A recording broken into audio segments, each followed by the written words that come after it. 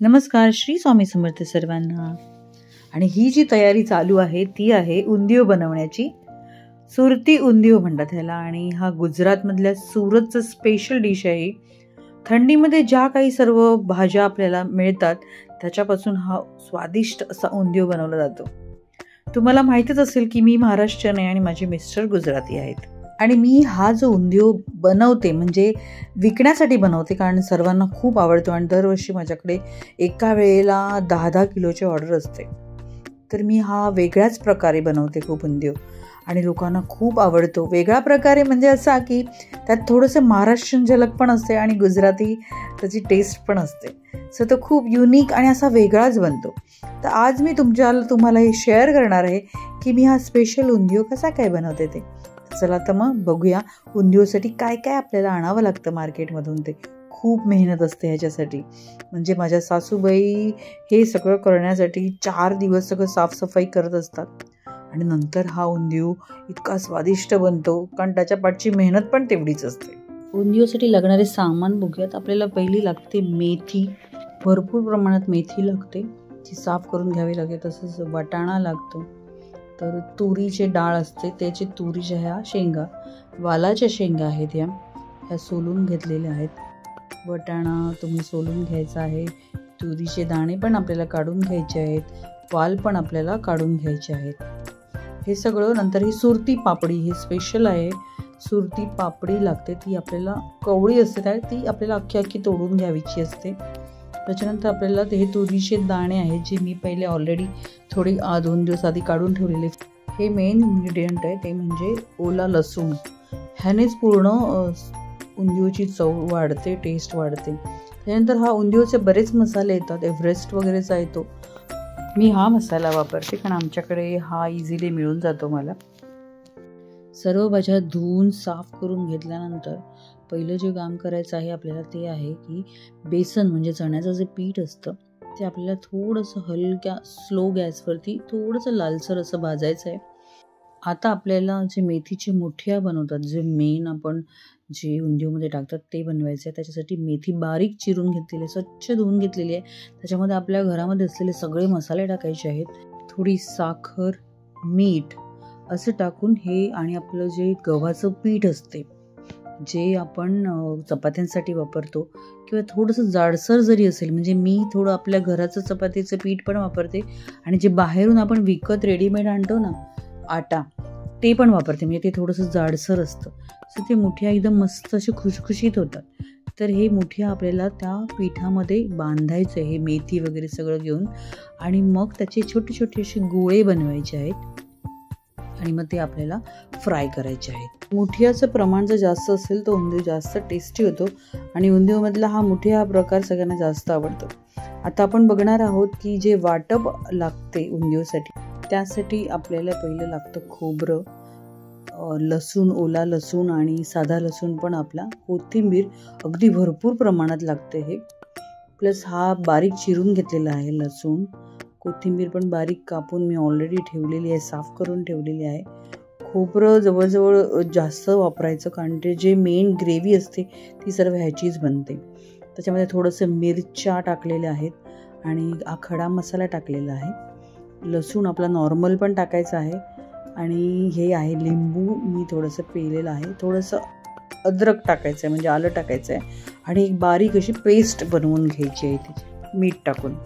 2 वस्तू मी सांगायला विसरली, ते म्हणजे कोनफळ म्हणजे कंद आणि कच्ची केळी. ही पण आपल्याला दोन्ही वस्तू मस्त साफ करून त्याची सालं काढून आपल्याला फ्राय करायची आहेत. आणि दुसऱ्या पण ज्या भाज्या होत्या, छोटी बटाटी म्हणजे आपण दम आलूसाठी वापरतो ती छोटी बटाटी तुम्हाला लागतील ह्याच्यासाठी, आणि ती बटाटी तुम्हाला फ्राय करून घ्यायची आहे. मी पहिली केळी जी आहेत कच्ची ती फ्राय करून घेते आता तेलामध्ये. नंतर कोनफळ आहे ते पण आपल्याला करून घ्यायचं आहे फ्राय. आणि या आहेत आमच्या निरूबेन, ह्या आमच्याकडे चपात्या बनवायला येतात आणि मला नेहमीच उंदियोची ऑर्डर असेल किंवा थेपल्याची ऑर्डर असेल तर खूप मदत करतात. हे सर्व फ्राय करून झालं आणि आपल्याला जे आपण वाल किंवा वटाणा आणि दुसरं पापडी हे सगळे जे होते ते सगळं एक शिटी घेऊन आपल्याला बॉईल करायचं आहे. म्हणजे आता आपल्याला फक्त फोडणी जशी द्यायची असते, त्यामुळे ते तुम्हाला बॉईल करून घ्यावं लागतं, कारण ते काय आपल्याला फ्राय करता येत नाही. एका जाड बुडाच्या पातेल्यामध्ये किंवा तुम्ही कुकरमध्ये पण बनवू शकता. तेल गरम करून घ्यायचं आहे. त्यामध्ये तीळ, अजवाईन आणि हिंग चांगल्या प्रमाणामध्ये टाकायचं आहे. नंतर आपण ते सगळं परतून घेतल्यानंतर मग आपण जे वाटप केलेलं आहे सगळं खोबरं, नारळ वगैरे आणि सगळं जे वस्तू टाकून म्हणजे लसूण वगैरे सारखं, मीठ, ते सर्व एकजीव करायचे, मिक्स करायचे. म्हणजे एकदम व्यवस्थित थोडा वेळ 5 मिनटं परतून घ्यायचे. छानपैकी त्याला खमंग असा सुगंध आला पाहिजे अशा प्रकारे. मग त्याच्यामध्ये आपल्याला सगळे मसाले टाकायचे आहेत. म्हणजे आपल्या घरचे मसाले जे असतात ते, थोडासा गरम मसाला टाकायचा आहे, उंदियोचा मसाला पण टाकायचा आहे, मीठ, थोडी हळद थोडीशी कमीच टाकायची आहे आणि परत व्यवस्थित असं परतून घ्यायचं आहे सर्व. आपल्याला एक असं मिश्रण बनवायचं आहे, जे मी आधी दाखवलं की आपण चण्याचं पीठ म्हणजे बेसन भाजून घेतलं होतं.